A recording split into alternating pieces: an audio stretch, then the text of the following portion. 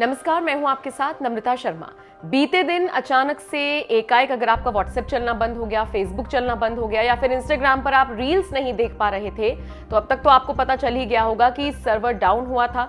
चूंकि एक दूसरे से कनेक्टेड हैं ये तीनों ही कंपनियां, इसीलिए जब सर्वर डाउन हुआ तो तीनों ही कंपनियां पूरी तरीके से हिल गई।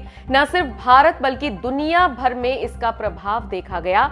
लोग परेशान नजर आए और इस बात की जानकारी ज्यादातर लोगों ने ट्विटर पर साझा की। यूट्यूब चल रहा था, गूगल आप सर्फ कर ले रहे थे, लेकिन ये जो तीन कंपनियां थी, जो तीन एप्लीकेशंस थी, ये सर्फ नहीं कर पा रहे थे। हालांकि आपको बता दें 6-7 घंटे सर्वर डाउन रहा और लगभग 9-9:15 बजे के आसपास एक साथ सबका व्हाट्सएप बंद हुआ, इंस्टाग्राम बंद हुआ और उसके बाद फेसबुक भी चलना बंद हो गया। लोगों ने एक दूसरे से बात करना शुरू किया तो पता चला कि सारी चीजें चल रही हैं, लेकिन इन्हीं तीन एप्लीकेशंस में दिक्कत आई है। अब चूंकि एक दूसरे से इंटरकनेक्टेड है, इसीलिए आप समझ ही सकते हैं कि एक का सर्वर डाउन हुआ तो तीनों गए।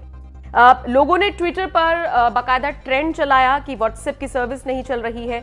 लोगों ने तरह तरह की बातें करनी शुरू की और उसके बाद फिर फेसबुक की तरफ से सफाई दी गई, व्हाट्सएप की तरफ से सफाई आई और इस सफाई में कहा गया, हमें पता है इस समय कुछ लोगों को व्हाट्सएप में समस्या आ रही है।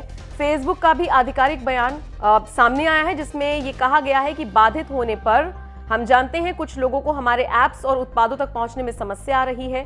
हम चीजों को जल्द से जल्द सामान्य करने के लिए काम कर रहे हैं और किसी भी असुविधा के लिए हम क्षमा चाहते हैं।